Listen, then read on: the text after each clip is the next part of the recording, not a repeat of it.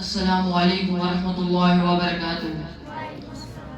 بسم اللہ والحمد للہ والصلاة والسلام علی رسول اللہ، اما بعد، فقال اللہ تعالی فی الکلام المجید والفرقان الحمید، اعوذ باللہ من الشیطان الرجیم، بسم اللہ الرحمن الرحیم۔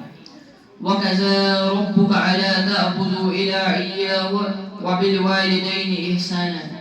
معزز و مکرم صدر مشرق، اساتذہ کرام اور میرے دینی بھائیوں اور بہنوں، آج کے اس انجمن میں میری تقریر کا عنوان والدین سے حسن سلوک ہے۔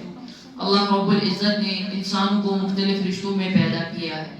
ان میں کسی کو باپ بنایا ہے تو کسی کو ماں کا درجہ دیا ہے، اور کسی کو بیٹا بنایا ہے تو کسی کو بیٹی کی پاکیزہ نسبت عطا کی ہے۔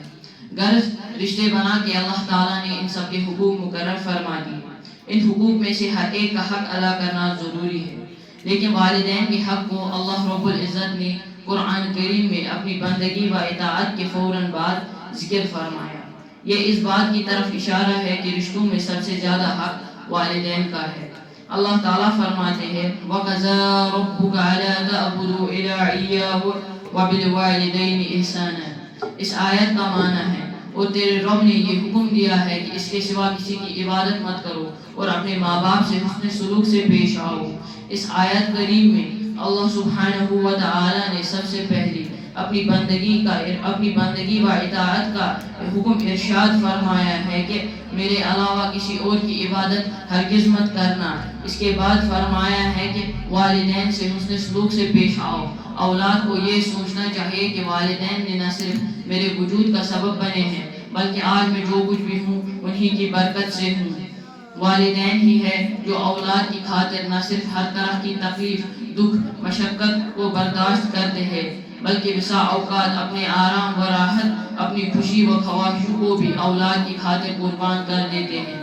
ماں کا مجاہدہ سب سے زیادہ محنت و مشقت اور تکلیف ماں برداشت کرتی ہے۔ سورۃ الاحقاف میں اللہ تعالیٰ کا ارشاد ہے وَوَصَّيْنَا الْإِنسَانَ بِوَالِدَيْهِ إِحْسَانًا حَمَلَتْهُ أُمُّهُ كُرْهًا وَوَضَّعَتْهُ كُرْهًا۔ اس ماں نے تکلیف جھیل کر اسے پیٹ میں رکھا اور اسے بڑا کرا اور اسے جنا۔ حمل کے 9 ماہ کی تکلیف اور اسے بڑھا اور اسے بڑھ کر وضع حمل کی تکلیف، یہ سب ماں برداشت کرتی ہے۔ آخر میں اللہ تعالیٰ سے دعا ہے کہ وہ ہمارے ماں باپ کو صحت و سلامت رکھے اور ہمیں ہمارے والدین سے حسن سلوک سے پیش آنے کی توفیق دی۔ وآخر دعوانا ان الحمد للہ رب العالمین۔ جزاک اللہ